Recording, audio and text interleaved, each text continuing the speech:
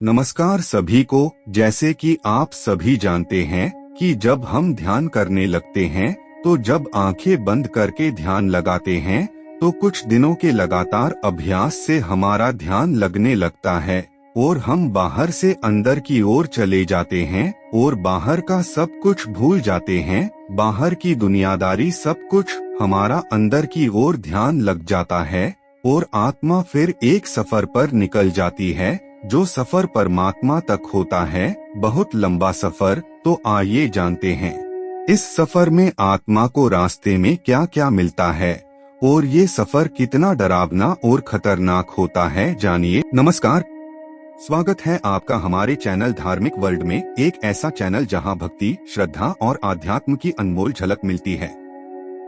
हर दिन जुड़िए हमारे साथ, सुनिए प्रेरणादायक कथाएं, जानिए धर्म से जुड़ी रोचक बातें और महसूस कीजिए सच्चे विश्वास की शक्ति। अगर आपने अब तक सब्सक्राइब नहीं किया है तो अभी करें और आइए चलें इस आध्यात्मिक यात्रा पर साथ साथ।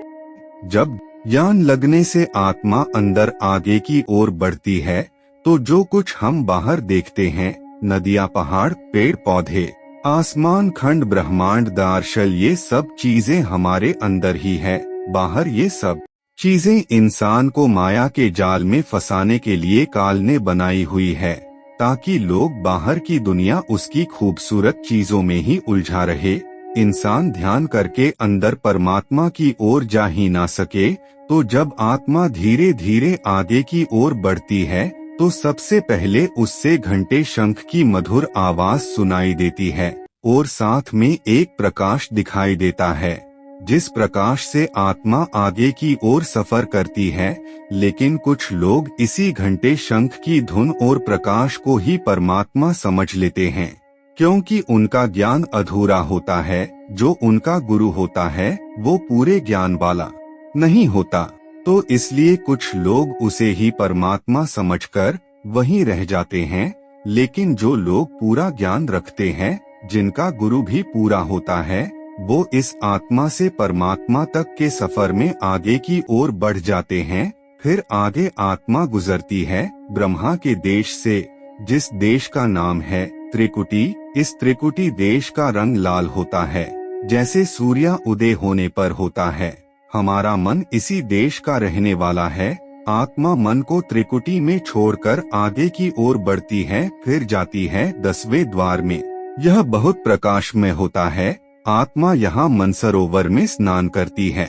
उसके बाद आत्मा भंवर गुफा से गुजरती है, जिसमें बहुत अंधेरा होता है। आत्मा का अपना 16 सूरजों जितना प्रकाश होता है, लेकिन भंवर गुफा में ये प्रकाश भी कम पड़ जाता है।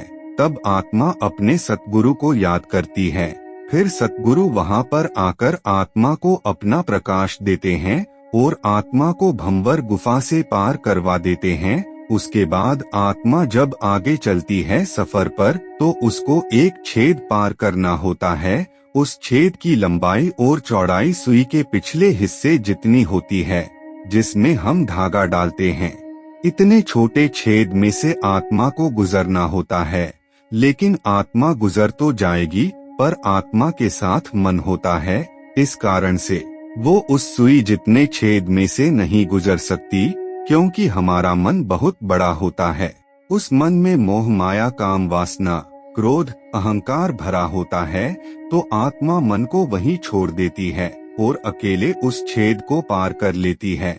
फिर आत्मा आगे चलकर अपने अंतिम चरण में प्रवेश करती है, जो है सचखंड। वहाँ आत्मा को सुंदर सुंदर दृश्य दिखते हैं।